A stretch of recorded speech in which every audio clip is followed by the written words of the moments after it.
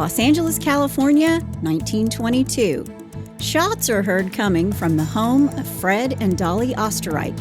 Police are called by concerned neighbors, and when authorities arrive, Fred is found unresponsive, dead from 3 gunshot wounds. Dolly was found in a closet, locked from the outside. It seemed like a cut-and-dry case of robbery gone wrong, except it wasn't a robbery. Fred had been shot by a man 16 years younger than Dolly, a man who'd been her lover for almost 10 years. This is the story of Dolly Oesterreich, obsession, sex, and a secret lover. Hey y'all, I'm Chris Calvert. And I'm her husband, Rob Potter. Welcome to Hitch to Homicide. For better or worse. Till death do us part.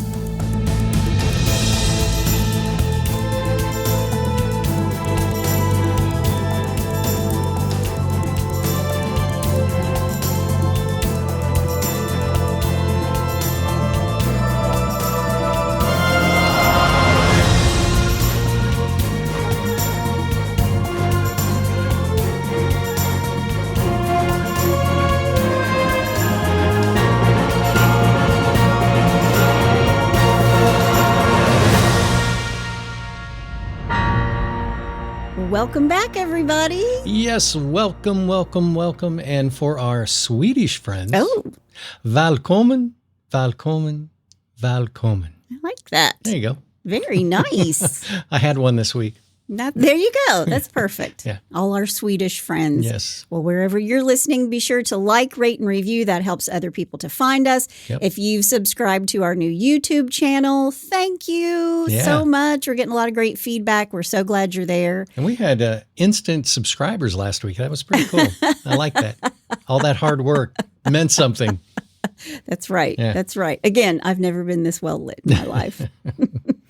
You can also join our closed Facebook group, The In-Laws and the Outlaws. We have lots of good fun in there. All you got to do is answer some questions. A lot of you guys are asking your friends to join, like you're suggesting for them to join. They do need to answer the questions. We have to make sure they're listening to the podcast. They're easy questions. It's two simple little questions. They're actually 3. You can are? Tell that Rob didn't set it up. I didn't set it up. 3 questions. You can do it. Not a big deal. Yeah, I just take care of the dog. We did have questions about the dog, too. Scotty's a star. Scotty is a star. If you watch the YouTube channel, he likes to hang out with Rob while we record. Yeah. He's a good puppy. He is a rescue. Yes, he is. He's a good dog. We love him very much. He's our big boy. Mm-hmm. He's our superstar. One of the things I'm going to be doing, too, is I'm going to make a little video, a little run-through of the studio here because we've had people ask, what does it look like? I mean, you can kind of see in the background here, but I'll show you the whole thing and where Chris records and etc. Where Rob makes his coffee. Yeah, exactly. It's quite an ordeal. Yeah, exactly. Because you actually get to see me drink coffee now. Yeah. I refrain. I refrain. Well, we're going to get started. This case is old Hollywood, old Milwaukee, Wisconsin. A lot of German names in here. I'm going to do my best, so try not to email me too much if I screw something up. I can say Milwaukee. It's just some of the German names, and I even took German. And I did see some, sources where they called her Oesterreich. I'm calling her Oesterreich because that's the way I would pronounce it in my German class, but I could be wrong. You married a German name. And I did. I married a Pottorf. Exactly. Well, let's get started. And before we do, I'm going to thank some sources. Ranker.com, Wikipedia, Milwaukee Magazine, The Vintage News, Murderpedia, AtlasObscura.com, the LA Times, the Los Angeles Evening Press, the Pasadena Post, and the book Fatal Passions by Adrian Vincent. I did read it. I will put a link in the show notes. Okay, you ready? Yes. Let's do it. Walburga, or Dolly as she's known, Walburga Koschel, is born on June 12th, 1880 in Chicago, Illinois. Okay. Her parents are German immigrants. And if you're already intrigued by the name of Walburga, it is of Old German origin, meaning strong protection. It reminds me of Young Frankenstein. Walburga? Yeah. Put the candle back. Yeah, what was her name every time the horse whinnies? Frau Brucke. Sorry. We're already into the jokes, and I've barely made it through where she was born. Well, it's the first thing that I thought of. She's actually named after an ancient saint from the 8th century. Saint Walburga was a missionary in Germany. Oh. Now, there's not a whole lot known about Dolly's early childhood. She has a younger sister, Magdalena. What we do know is that she had an 8th grade education, and by the age of 12, she was working in a factory as a seamstress making aprons. Wow. The Oesterreich Manufacturing Company in Milwaukee, Wisconsin. Oh, okay. Yeah, we know Milwaukee. I have a sister who lives in Milwaukee. Yeah. We love it up there. It's beautiful. Nice city. In the spring and the summer. Yeah. Oh, it gets cold and the snow gets deep. Yeah. Something we're not prepared for here. No. Fred William Oesterreich is born on December 8th, 1877, to Wilhelm and Johanna in Chicago, Illinois. Fred's parents are also German-born immigrants. Fred's the middle child with an older sister, Anna, and a younger brother, John. And his older sister's going to die when she's only 22. Yeah. Wow. And I can't find out a lot of things just because the sources are really old. So when I tell you that I have looked, I promise you, I have looked. I really have looked. She looks high and low. I do. And I was digging through newspapers from the early 1900s. So I do try to get all of the facts, as many of them as I can. Right. Now, from everything I've read, everybody lists the factory as Fred's. But according to their birthdays, when Dolly is working at the factory, she's 12 and Fred would only be 15. Okay. So perhaps the factory actually belonged to his father and he eventually took it over. Hard to say, but perhaps they didn't meet when she was 12 or she started working there at 12 and he didn't notice her until much later. I don't know. What did she go to school or? She had an 8th grade education. Okay. 8th grade education. Okay. That's it. So she just left after 8th grade and went to work. Yes, and went to work, which was kind of a thing. I mean, if you needed to make money to help the family survive, that's what you did. A lot of farmers, it was the same way with their kids. Yeah. No, they would not go to class when it was time to plant or harvest. Right. That's true. Yeah. What we do know is that she was a very popular girl at the apron factory. Loads of people liked Dolly. She was full of life. She was full of charisma. And maybe this is what attracted Fred to her in the first place. But this is where they meet and fall in love. Okay. And these two get married in 1897. And by the time Dolly is 20 and Fred is 23, they've already had a baby. Oh, wow. A son, Raymond Harold. So they're getting started early, getting married early, which they did. And if you think about it, life expectancy was so much shorter back then. Oh, yeah. Like to be married by the time you're 20, you were probably an old maid at 20 getting married. Isn't that crazy to think about now? Yeah. But Fred is running the show down at the apron factory, and these two are well known and very well liked on the Milwaukee social scene. Okay. Fred was hardworking, he was saving lots of money, and in fact, according to Dolly, he had rat-holed away $250,000. Wow. And that's close to $7.5 million today. Holy cow. Yeah, I wrote in my notes, Fred was in high cotton and aprons, but he had it going on. Wow. But by 1913, things weren't going so well. Their son died on July 15th, 1910, at the age of 9. So who knows if this is the reason behind Fred's drinking or the way he would go around the factory floor and berate his workers. But that's what he was doing. He was drinking so much that he really didn't care about satisfying Dolly in the biblical sense. And Dolly had quite the libido. So he'd either come home too drunk after hanging out with his boys after work, or because of his alcoholism, he just couldn't perform. Right. It's unclear. What is clear is that for Dolly, not having sex was intolerable.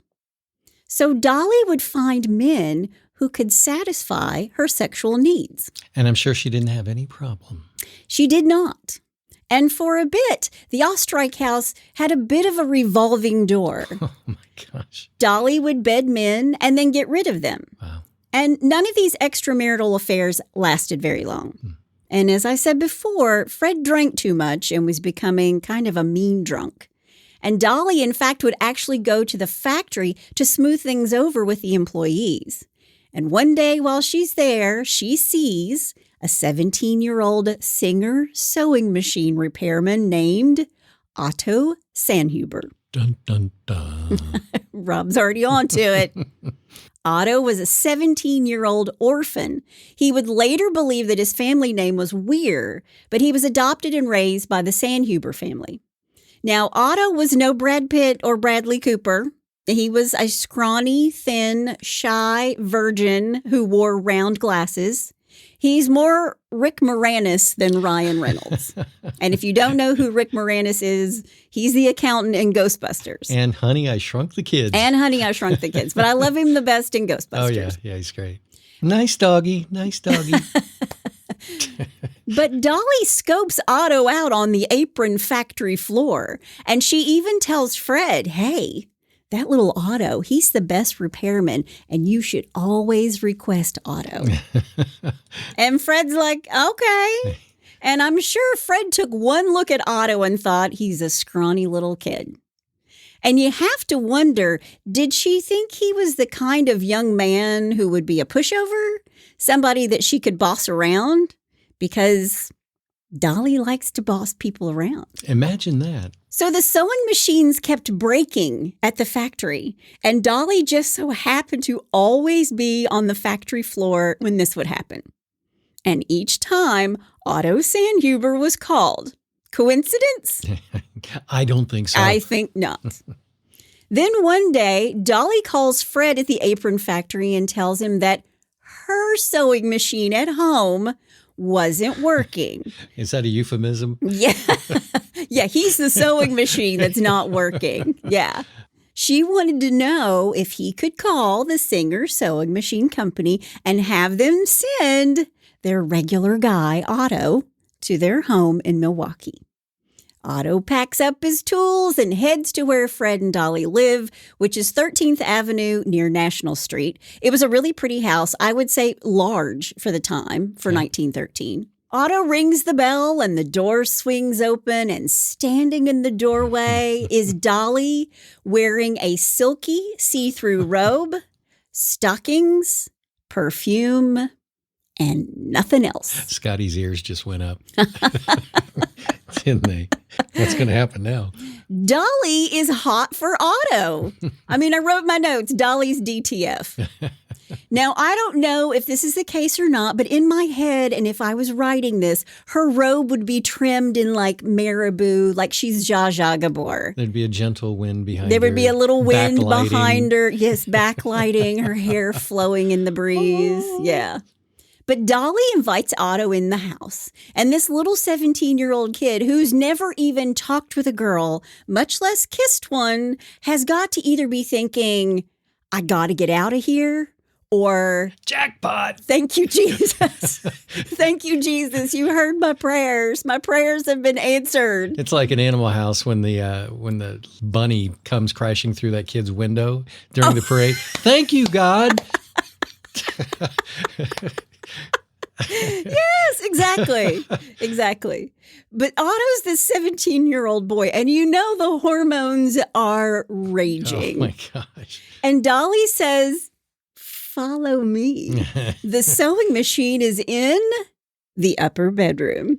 I wish I had my wah-wah pedal on my guitar right now so I could do a little bow, chicka, bow, wow. Bow, chicka, bow, bow. Like a bad 70s porn movie. Exactly. Yeah. So Dolly's in her marabou, which I've added to the story. Okay. She's leading him to the bedroom. I better show you where it is. Mm-hmm. She's going to show him so much more than the sewing machine. When she gets him into the bedroom, he starts working on the sewing machine while she lays herself across the bed to chat with him while he works on the machine. Now, whenever he looks up from working on the sewing machine, Dolly is showing just a little bit more from under her robe. And he's embarrassed, but he's also turned on by the whole scene. Well, of course. And when he's finished with the repair, she calls him over on the bed. Can't you just hear her going, pat, pat, pat on the side of the bed, where she pulled him to her roughly and then folded her arms around him in a, quote, nutcracker-like embrace, Wow. end quote. Okay. No pun intended. I was going to say, don't go there. Yeah, we'll leave that alone right now. That's too easy. That was teed up way too I know. easy. Sorry. But that's what I read in this one book, a nutcracker-like embrace. Okay. Dolly apparently has been doing Pilates. Wait, is this a murder or a comedy? No, there's a murder coming. Okay. I promise. All right. I promise. Just checking. Wow. Dolly seduces Otto, and right there in the home of Fred and Dolly, Otto loses his virginity. Now, I read in one source that Otto skipped down the street after leaving. And according to this same source, Dolly was pleased with Otto's performance. Okay. And she was pleased. Okay. She was pleased with Otto. I'll leave that to your imagination. We'll just, leave it there. Yeah, I was also, as I was reading this, I was like picturing Otto out the door, skipping down the street, giving a little bell kick on his way. Yeehaw! Oh, my. Before he left, Dolly promised Otto, there are going to be more afternoons like this to come. More sewing machine repairs. More. Yes, but on a serious note, Dolly has basically groomed this young man. It started at the factory where she talks to him. She always wants to be around when he's fixing several sewing machines that mysteriously stopped working. Right. She inserted herself into his life. So to speak. Sorry. No pun intended. Sorry. For the next 3 years, Otto and Dolly would meet for an afternoon of passion. And sometimes Dolly would meet Otto at the boarding house where he lived, and sometimes Otto would come to her house.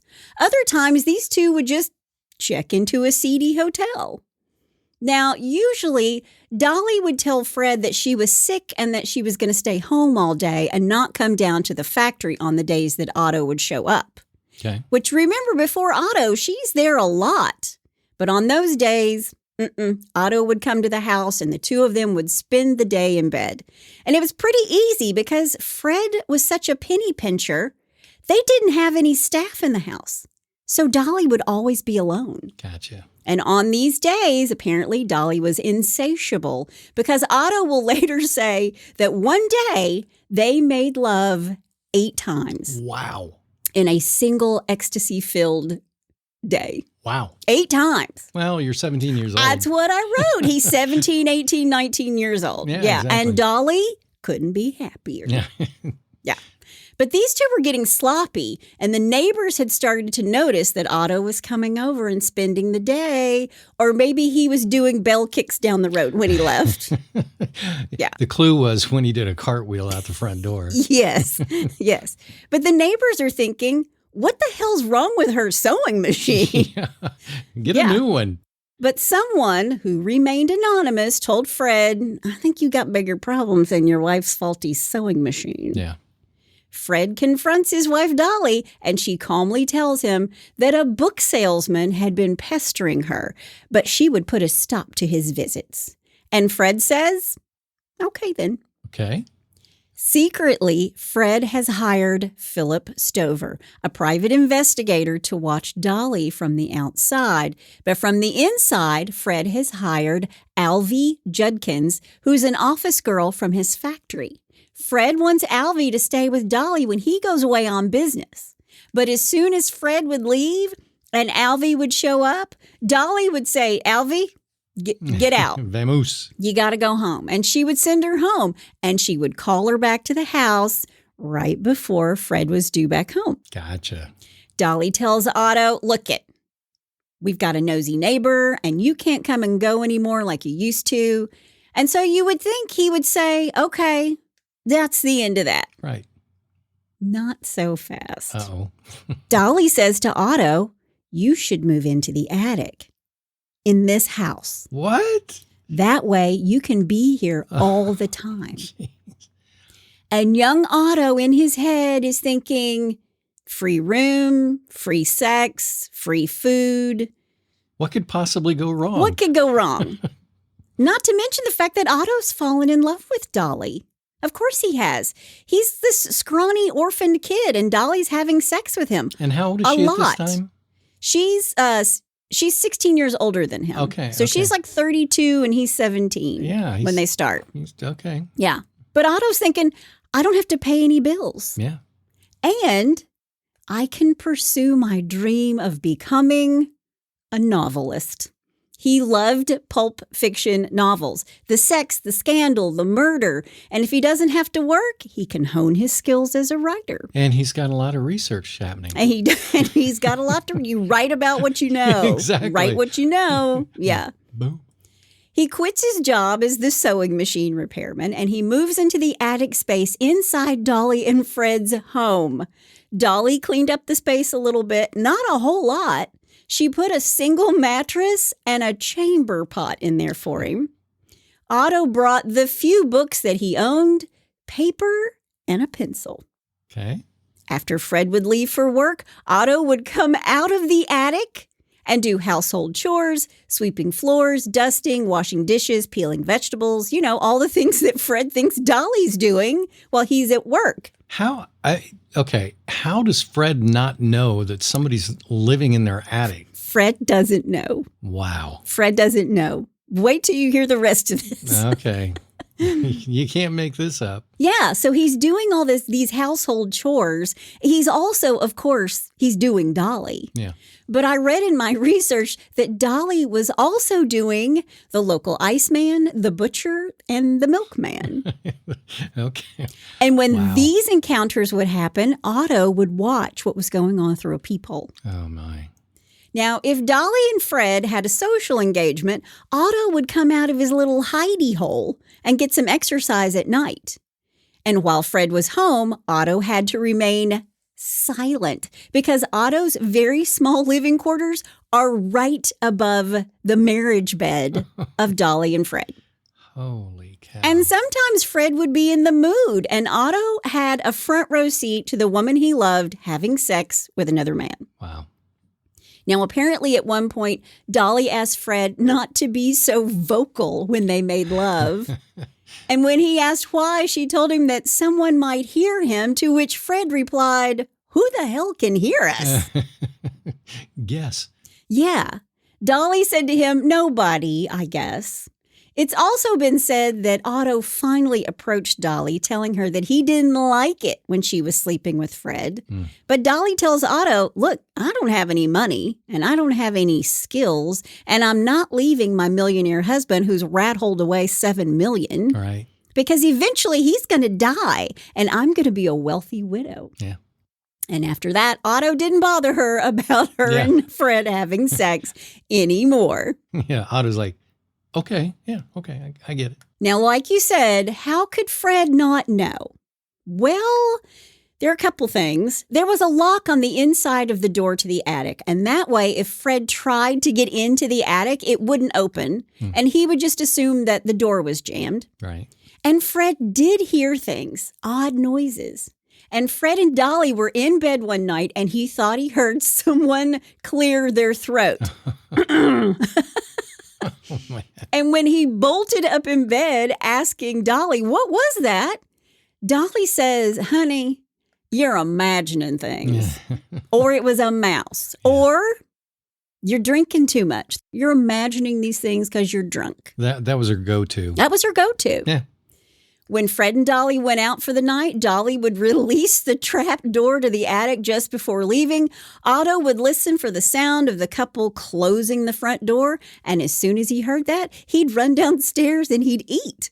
There was lots of German food, rye bread, cheeses, liverwurst, bologna, and Otto would eat it all or anything else edible that happened to be in the house. Okay. Then Fred would go looking for food, for leftovers from the day before. This happens in our house. It reminds me of when Luke was in high school. When our son was in high school, Rob would have leftovers. Luke would come home. Then Rob would go looking for him. Yeah, they were gone. They were gone. Where's my skyline chili? Yeah, where's my food? I don't know. He probably ate it. Yeah. But Fred's looking for his leftovers from the day before, and he'd sit down at the table and he'd ask Dolly, why is the roast from the night before so small? She managed to convince him that he had eaten it the night before while he was drunk. While he was drunk, yeah, of course. Yeah. And then Fred would say, okay, whatever. Now, while Otto is confined to the attic and not cleaning or meal prepping or having sex with Dolly, he's writing. He'd write it all out in longhand, and then he would give the pages to Dolly, who would type them up for him. And Dolly even mailed the stories to Pulp Fiction magazines using a post office box she got for Otto using an alias. Okay. And at first, he only got rejections. Welcome to the writing world, Otto. Mm-hmm. But he's got nothing but time on his hands. He's locked away in the attic, so he just kept writing. And he doesn't have a burner phone. And he has nothing. He's got a pencil and paper. Yeah. That's it. Yeah. And a chamber pot and a bed. Nice. But finally, one of his stories gets published, and then another, and then another. Then one evening, Fred is out in the garden, and he looks up in the window of the attic, and he sees a man, and they lock eyes. Oh, no. And now Dolly had warned Otto, don't go near the windows. But the poor guy isn't seeing the sun very much. He's like a vampire. Right. Well, Fred's livid. Dolly's been gaslighting him this whole time about the sounds in the house. He comes racing in the house yelling, I knew it. I knew somebody was up in the attic. I just saw him move at the window. Wow. And Dolly, of course, volunteers to go investigate. I'll go do it. I'll go look. Let me go look. Yeah. I'll take care of this. I'll take care of this. And when she comes down from the attic, she feigns concern for her husband. Quote, Fred, you've been working too hard at the factory. You're seeing things. Promise me you'll go to a doctor, end quote. Did he buy this? Fred thinks he's going crazy when he's not. And he goes to see a doctor, and he's told to take it easy at the factory, not to work so hard. And he walked out of the office with tranquilizers. Oh, wow. Just what a man who drinks too much needs, right? Oh, well, that's going to give her a little bit more time now. Exactly. By this time, Otto's been living in the attic and sleeping with Dolly for 3 years. Wow. He's been living in the attic for 3 years. Good night. But Fred is ready to move. And Dolly says, well, that could be a problem. No. I got something I got to move that I don't want you to know about. Yeah. So Dolly says, okay, we can move on one condition. What do you think it is? At this point, I have no idea. The house has to have an attic. Okay. We can move, but I need a better attic. Wow. And I did read in one source that she would tell him she needed that attic space to store her fur coats. Okay. I don't know if he bought it or not. Yeah. She must have a lot of fur coats. Yeah. So they moved to this large house at Newport Shores, which is now Port Washington. I've been to this little town. It's lovely.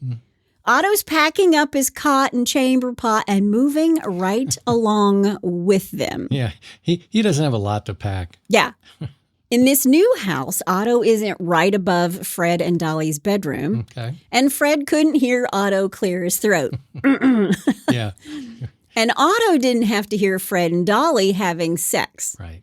But the marriage is really going downhill. And it's not just because Dolly is keeping her secret 20-year-old lover in the attic to use as her boy toy whenever she likes. And various other delivery men. Yeah. Fred was really drinking, and he was depressed and liked to argue. And by this time, Otto's been living in the attic for 7 years. How often does he actually leave the house? Well, every time Fred leaves for work, Otto comes out. Right. And if they go out at night, they were kind of socialites in Milwaukee, Wisconsin. And if they went out at night, he got up and he would go downstairs and raid the refrigerator. Wow. So he's been in the attic, 2 different attics, for 7 years. Jeez. He's deeply in love with Dolly. And by all accounts, she loves him as well. Right. And as Fred became more and more distant, Otto and Dolly were still going strong. And Otto is still writing, and he's making a little bit of money. Okay. Not that he saw any of it. Dolly was putting it all away for him. Gotcha. That's what she was telling him. Then, one night, Dolly and Fred were out at a German beer party. A German beer party. Doesn't that sound amazing? Yeah. So Otto comes out of his hidey hole to eat. But while they're out, Fred and Dolly have a fight, and Fred storms off and goes straight home. And he walks into his house and finds a short, slim, pale young man sitting at his dining room table eating leg of lamb. Yeah, I can just imagine the freeze frame. He's got that big leg of lamb in his mouth, and he looks wide-eyed. It's like when the dogs get caught with something. Exactly. And Fred yells at Otto, "What the hell are you doing here?" And Otto says, quote, "I'm hungry, sir," end quote. And Fred yells at him again, "So you're the one who's been eating all of my meat." Jeez. The irony of the quote. Sounds like a Friends episode. And Otto stutters and says, "Yeah, it's me. I've been eating all your meat." This is just bizarre. Good grief. Fred tosses Otto out into the night. Otto can't go back to the attic. He's got to sleep outside that night. Wow. And after Fred leaves the next day, he meets up with Dolly. And it's at this point you'd be like, okay, you've been had. Just get out of the house. Yeah. Say goodbye to Dolly. Get on with your own life. You've been writing. You've spent too much of your life serving and servicing Dolly. Yeah. But you made your bed. Now you got to lie in it. So to speak. Or as we say in the South, you climbed into that saddle, so you better be ready to ride. I haven't heard that one yet. And that's what Dolly's saying. Listen, being married to somebody from the South, I've heard more phrases. You climbed in the saddle. You better be ready to ride. Absolutely. Mm-hmm. Yeah. Dolly tells Otto, go to Los Angeles. Go to Los Angeles. I'll give you the money that you made from your stories. Dolly says, I'll figure out the rest. Mm-hmm. So he does. Otto leaves Milwaukee and he heads out to L.A. And after he arrives, he takes a job at an apartment building. I mean, he's been cleaning Fred and Dolly's house all these years. Yeah. Otto and Dolly wrote letters to each other using the P.O. box that she set up for him to send and receive his published stories. So they already have this line of communication set up. Right. But with her boy toy in L.A., Dolly comes up with a plan. Okay. It's now 1918. She tells Fred, you know what?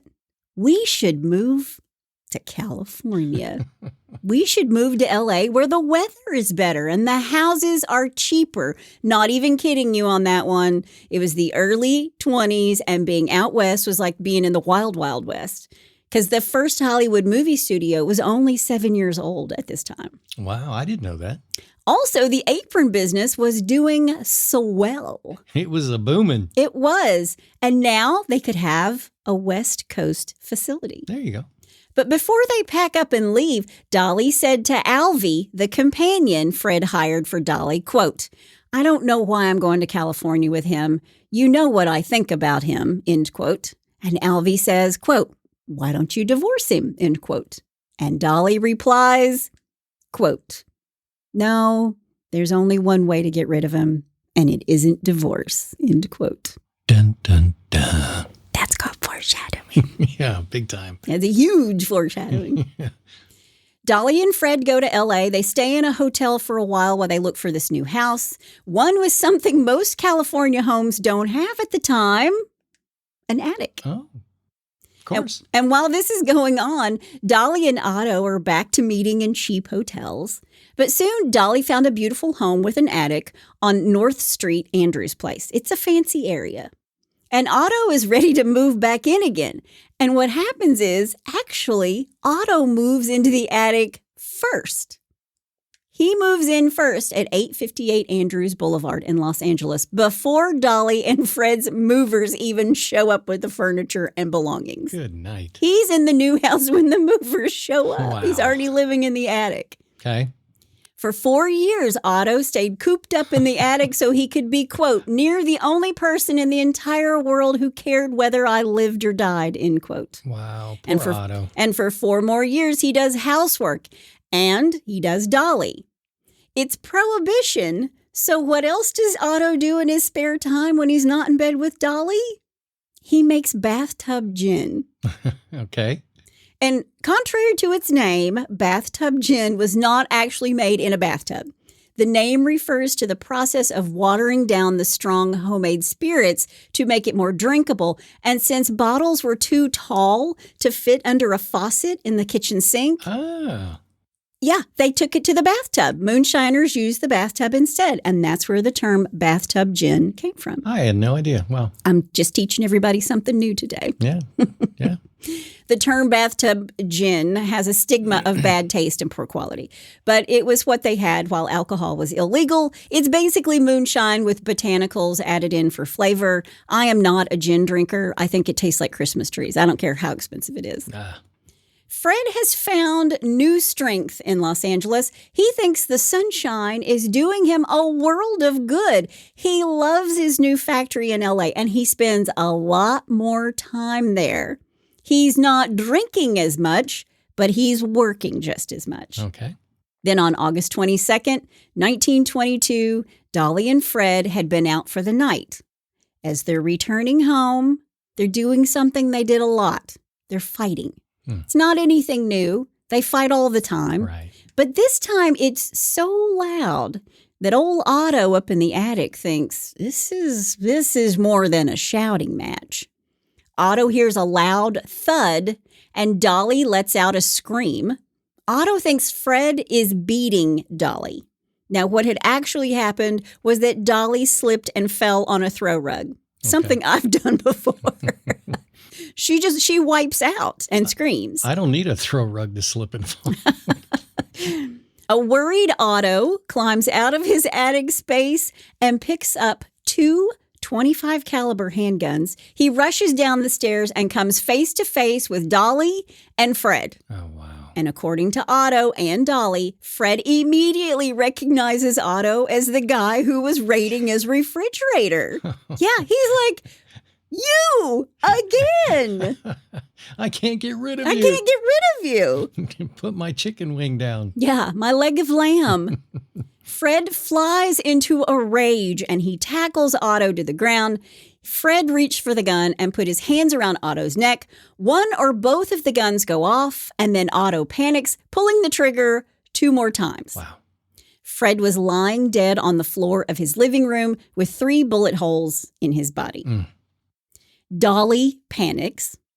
Otto, ever the writer of fiction, decides that they can stage the whole thing to make it look like Dolly and Fred had caught burglars in the act. Okay. So he's taken charge. Yeah. He takes Fred's diamond watch from his wrist. He ushers Dolly into a closet and he locks her inside and throws the key down the hallway.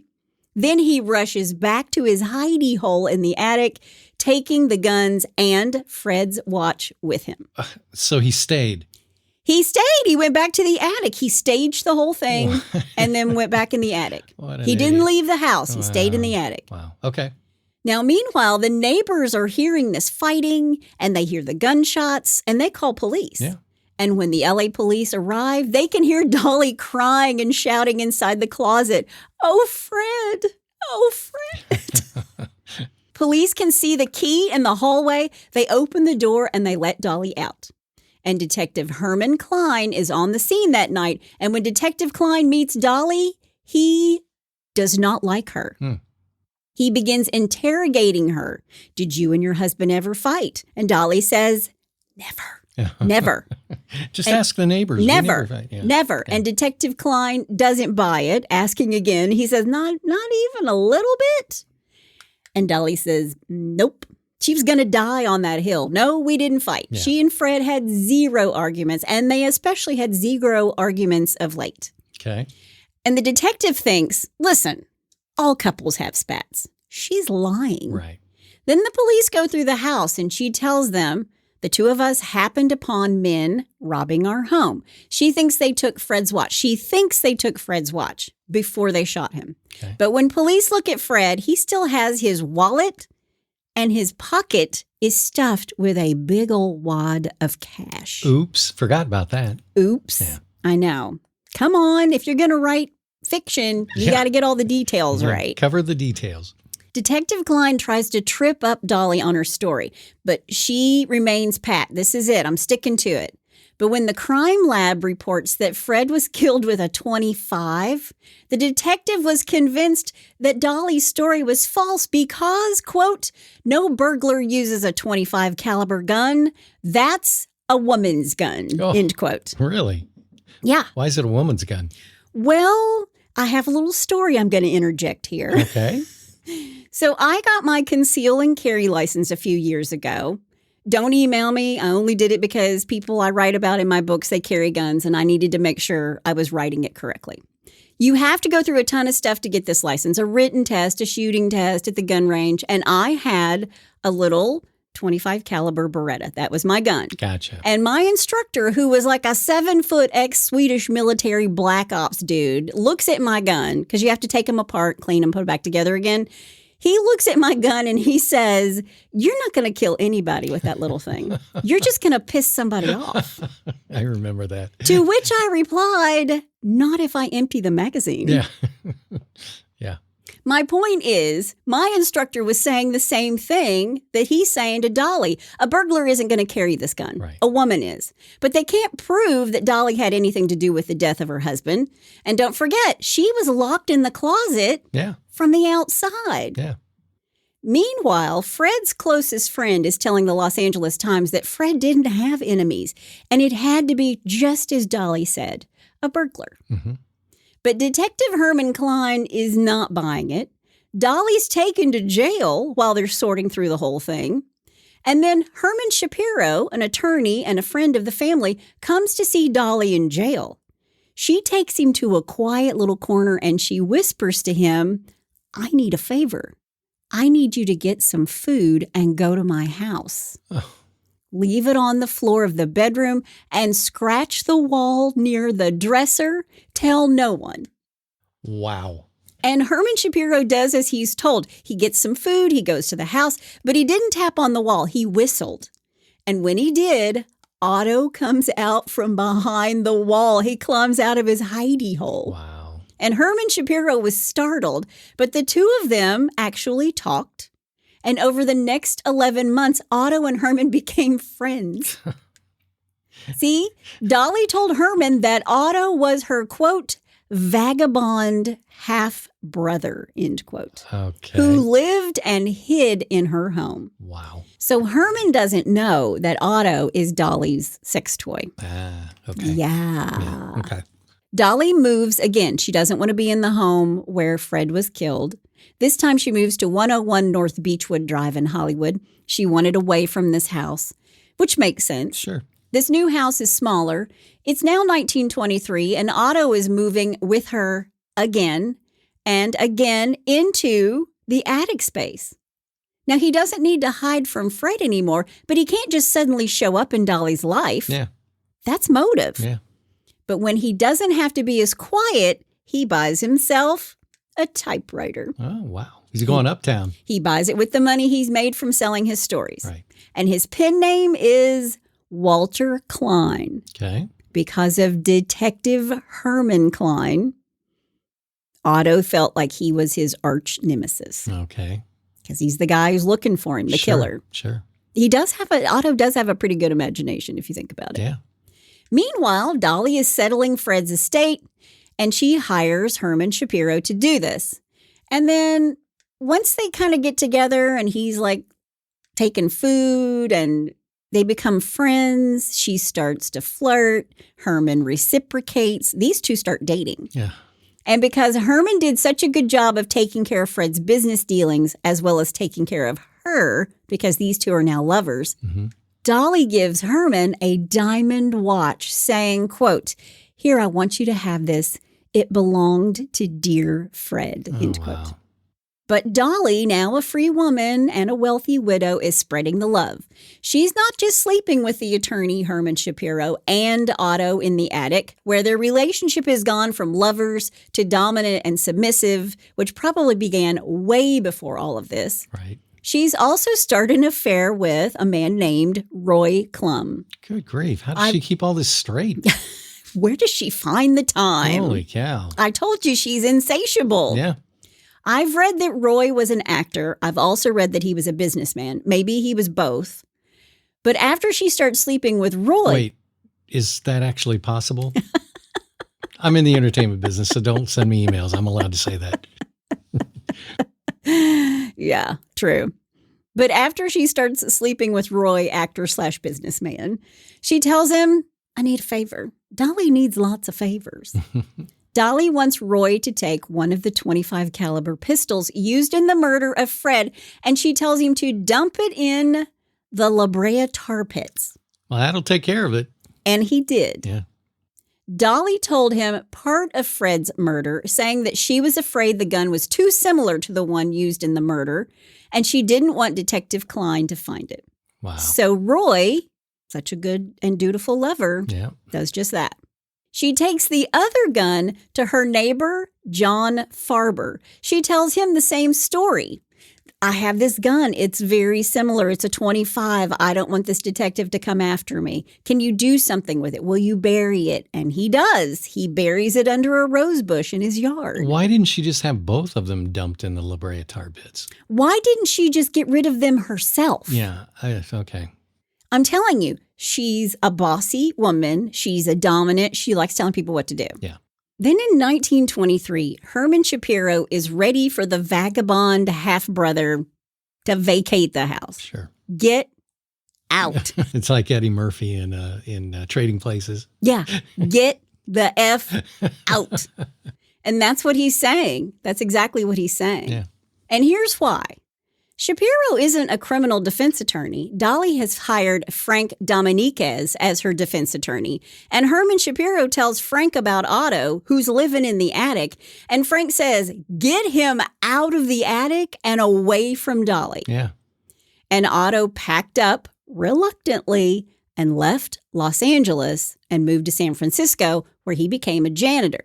Okay. And then he moved to Canada, taking the legal name of his pen name, Walter Klein. Okay. Now, in court, Dolly's doing really well. Her attorney, Frank, moved for a dismissal of the murder charge, and Herman Klein, who is madder than a box of frogs, just watches as the judge grants dismissal of the case. And the stolen watch that turned up? Yeah. Well, Dolly said she found it in a cushion. So, case closed.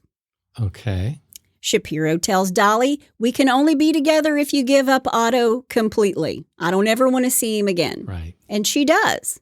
And while Otto is in Canada, he meets and marries a Canadian woman named Matilda. Oh, so he goes out on his own, finds Gotcha. his own woman. He's finally away from Dolly. Gotcha.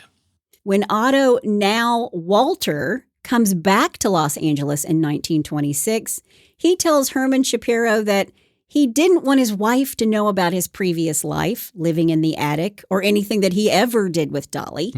He and his wife were moving to Southern California, and Otto said the very thought of being near Dolly made life worth living for him. Wow. So he's married, but he is still in love with her. emotionally attached to Dolly. Yeah.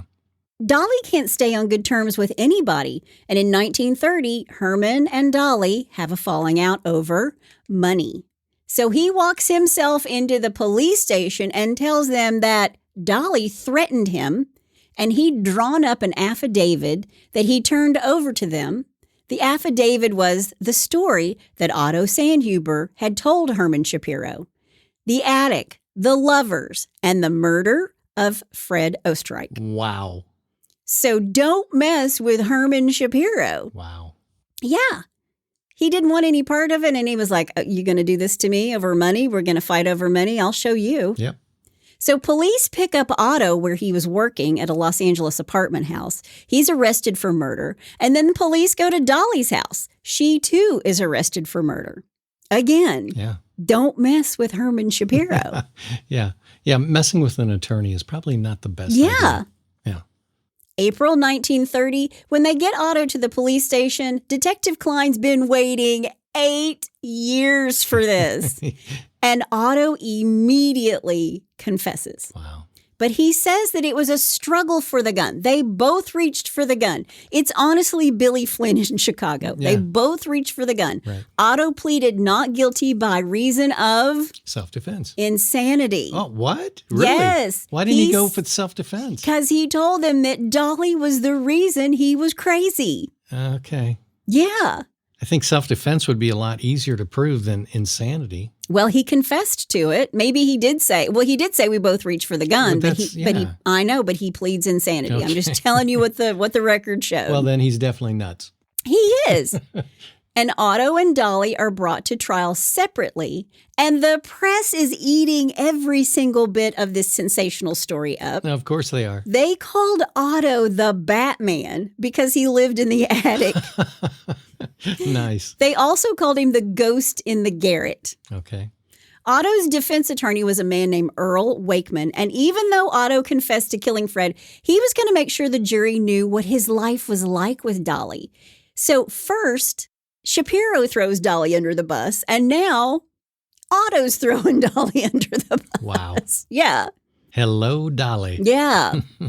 The trial began in July of 1930. Otto's attorney worked the jury by explaining how the older, more experienced Dolly manipulated poor little Otto. Yeah. And believe me, he was such a slight, short man. Again, he looks like Rick Moranis in Ghostbusters. Yeah. Otto told the jury that a typical day for him while living in Los Angeles, stowed away in the attic, quote, I made up the beds, the couple was sleeping in separate bedrooms by then, and changed the linens about 2 times a week. They loved to sleep clean, and I made up the beds for them and put away their clothes and dusted Fred's clothes because he had some beautiful things, and I would keep them in order for him and dust them and dust his shoes, so he would always look neat. And then I would wash the dishes if he wasn't home, and if he was home, he would wash them. And Mrs. Oesterreich would dry them because I couldn't then. And I would get the vegetables clean, and they were clean. Everybody praised her, how clean her things were. And I scrubbed the floor and kept it clean and kept the floor neat. She loved to have a beautiful floor, and I dusted it, end quote. Otto. Yeah. Come on, Otto. Yeah. He sounds a little nuts now. Yeah. When Otto was away from Dolly while she was in Milwaukee and he was in L.A., he couldn't wait to get back into his attic. He told the jury how she manipulated him, how he would fast. He wouldn't eat when Dolly would be mean to him. Wow. So she would worry about him, and then she would be nice again. How he did whatever she wanted him to do, including sex. Yeah. Whatever she wanted sexually, he did. Right. The jury did not find Otto guilty of murder, but they did find him guilty of manslaughter. But here's the problem. The statute of limitations had run out. And even though Otto was found guilty of manslaughter, he walked right out the door. Really? Yeah. Wow. I think the worst part of this for Otto is that he had to come clean with his wife, Matilda. Right. Yeah. And now she knows about his past and that his name isn't Walter Klein. I mean, can you imagine being married to somebody and then they're like, okay, so here's the deal. This isn't my name, and I used to live in this chick's attic. Yeah. When it was Dolly's turn to be tried, Dolly had the means to hire the best in the business. His name is Jerry Geisler, an attorney who would go on to defend Errol Flynn, Clarence Dow, Charlie Chaplin, Busby Berkeley, Bugsy Siegel, and even Marilyn Monroe. Wow. He was known in the circles of Hollywood for his reputation for winning cases that appeared to be unwinnable. And that's what Dolly had. This is one of those cases. Yeah. Yeah. Once Dolly goes on trial, people start coming out of the woodwork. After Herman Shapiro broke his story to the police, Roy Klum walked into the station the day he saw the story in the newspapers, the actor/businessman. Oh, yeah. He told him how Dolly asked him to throw a gun in the La Brea tar pits. Oh, man. Also coming forward is John Faber, the neighbor who buried the other .25 caliber gun. So there is a gun available now. Well, he digs it up out from underneath the rose bush, and they actually got the other gun from the La Brea tar pits. Really? Yeah, they said it was in terrible shape. Both of them were in terrible shape. Wow. But they did have them. Right. Then a bank teller came forward to testify that Dolly and Otto shared a bank account. A cook from the house that lived next door testified that Dolly and Fred argued all the time, so loudly that he could hear it in the kitchen next door. Wow. Alvy Judkins came forward and told the police about the story of before moving to L.A., how Dolly told her that she would not divorce Fred, that he'd have to die. Oh, man. Then Philip Stover, the private investigator who was hired by Fred, testified that he followed Dolly and Otto on so many moonlit nights. Everybody who took the stand had something bad to say about Dolly. She left a trail a mile long. I mean, there were also reports in the newspaper about all of her neighbors. All the neighbor women are coming forward and being like, she's a hussy. This one, she's bad. Yeah. After the jury hears all the evidence against Dolly, they could not come to a verdict. It was a hung jury, with most of them leaning toward acquittal. Really? Yes. Why? Because she hired this Geisler guy from Hollywood. Right. Apparently, I mean, another Billy Flynn, he's tap dancing his ass off. He gets her off. Wow. And the case against Dolly is dismissed. Wow. Now, Detective Herman Klein knew he didn't have enough evidence and he didn't have enough energy to keep pushing the case. And so that was the end of that. Really? Now, after the smoke cleared, Dolly began dating a man named Ray Burt Hedrick. Ray was Dolly's business manager. Okay. And by this time in 1936, Dolly is 56, not quite the looker that she once was. Right. She would date Ray for 30 years and marry him in 1961, just 2 weeks before she died on April 6th, 1961. Wow. How old was she then? 81 years old. Gee whiz. Bert was 12 years younger than Dolly. Wow. And because of a will drawn up in 1953 before these two were ever married, Dolly left everything to Ray. Dolly left nothing to Otto. Wow. And speaking of Otto Sandhuber, he went back to using Walter Klein for the rest of his life. As far as anyone knows, he remained married to Matilda. Okay. But after he walked away from the courthouse that day, he disappeared into oblivion. He yeeted on out of there. He was gone. He was like, I'm done. I'm washing my hands. I'm finished. Yeah. Now, there have been a couple of movies about this. They did it as a comedy. Shirley MacLaine played in this comedy, The Bliss of Mrs. Blossom. And Ann Archer played Dolly, with Neil Patrick Harris playing Otto. This one was more of a dramatic role in a made-for-TV called The Man in the Attic. Wow. Now, today, the physical traces of Dolly and Fred and Otto's time in Milwaukee have all but disappeared. Oesterreich Manufacturing Company closed a long time ago. The home that the three of them shared on what is now South 16th Street has been razed.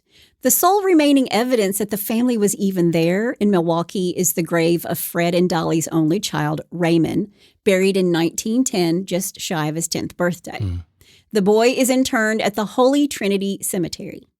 As for Dolly, she's buried in Holy Cross Cemetery in Culver City next to Ray Burt Hedrick, who died in 1977. Oh, wow. Fred is also buried in Los Angeles in the famous cemetery. Oh, Forest Lawn. Forest Lawn. Yeah. That's exactly right. I used to sing a John Denver tune called Forest Lawn. Oh, my God. Of course you did. It was funny. Of course you did. Oh, lay me down in Forest Lawn in a silver casket. Okay, go ahead. Well, that's what they did to Fred. Yeah. So Fred is buried by himself. Dolly is buried with her last husband of 2 weeks, who she left everything to. And then their son was buried all by himself in Milwaukee. So if you're ever laying in bed and hear somebody clear their throat, Wow.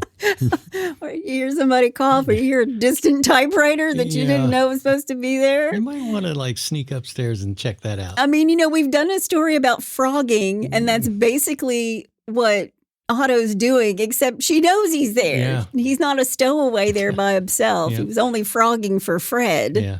But that is the story of Fred, Dolly, and Otto. And that's all I have to say about that.